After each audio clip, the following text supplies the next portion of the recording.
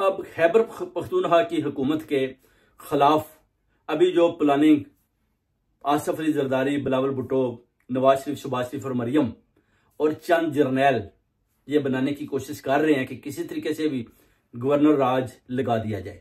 मगर गवर्नर राज लगाने से पहले ये उनको सोचना पड़ेगा कि अगर गवर्नर राज लग गया तो फिर बेसिकली वो मिनी मार्शल होगा। मिनी मार्शल खैबर पख्तूनख्वा में लग जाता है तो फिर डेफिनेटली बलूचिस्तान में भी आपको लगाना पड़ेगा। उधर लग गया तो फिर सिंध और पंजाब बगैर गवर्नर राज के आप चला नहीं सकते। अब ये बड़ी जो ना जोर दे रहा है अपना आसिफ अली जरदारी, बार बार जनाब जनरल आसम मुनीर चीफ को, मोहसिन नकवी को, सबको कि जनाब फैसल वाडा को कि जनाब गवर्नर राज लगाएं।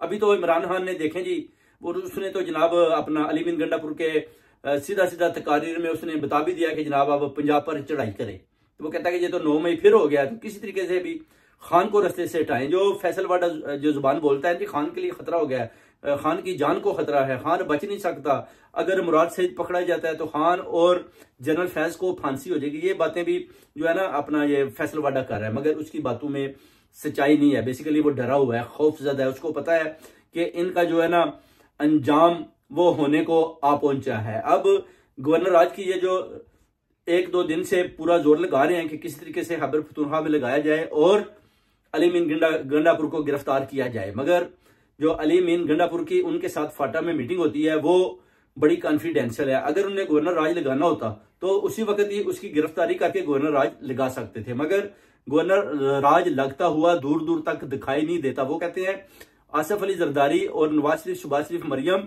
और चंद जर्नैलों की इमा पर हम खैबर पख्तूनख्वा की हुकूमत को गिराकर उनके ऊपर गवर्नर राज नहीं लगा सकते।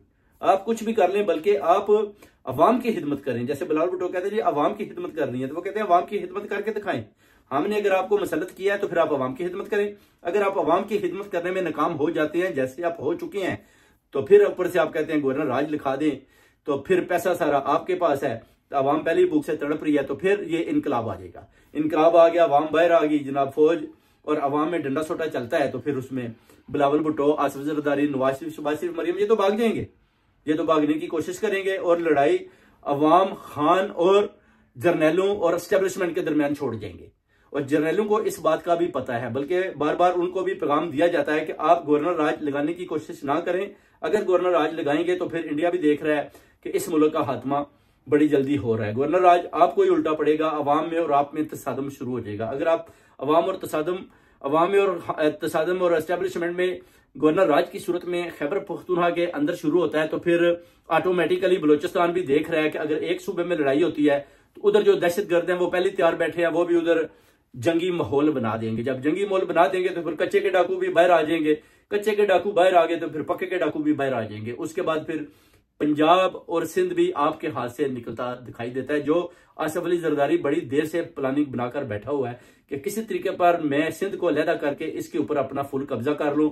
यही नवाज शरीफ चाहता था कि पंजाब को ग्रेटर पंजाब की सूरत में बनाकर इसके ऊपर हम काबज हो जाएं, खैबर पख्तूनख्वा को अलहदा कर दें, इमरान खान को उनके साथ ही दूर निकाल दें, ताकि ये जो खान साहब 4 सूबों के लीडर बने हुए हैं इनसे हमारी जान छूट जाए। एक सूबे को अलहदा कर दें और बलूचिस्तान भी ईरान को दे दें, ग्रेटर पंजाब इधर ले लें और सिंध आसिफ अली जरदारी को दे दें और मजे लें। मगर जो जर्नैल हैं वो कहते हैं कि नहीं, ऐसा हो नहीं सकता। कायद-ए-आज़म मोहम्मद अली का जो ख्वाब है वो इमरान खान बताता है कि वो 4 सूबों का ख्वाब था, बल्कि उसमें बांग्लादेश भी शामिल था।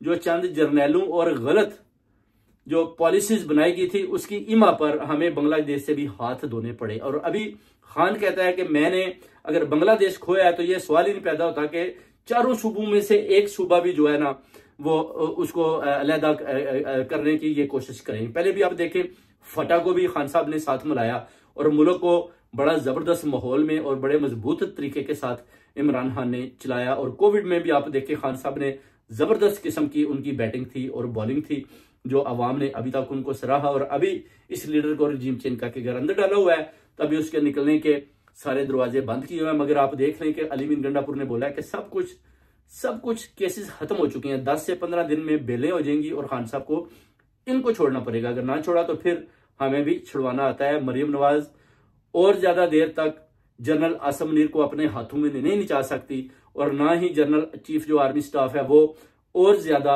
सख्तियां पीटीआई या उसकी क्यादत पर कर सकता है। ये वो कहते हैं कि हम किसी सूरत भी बर्दाश्त नहीं करेंगे। बहुत बहुत शुक्रिया।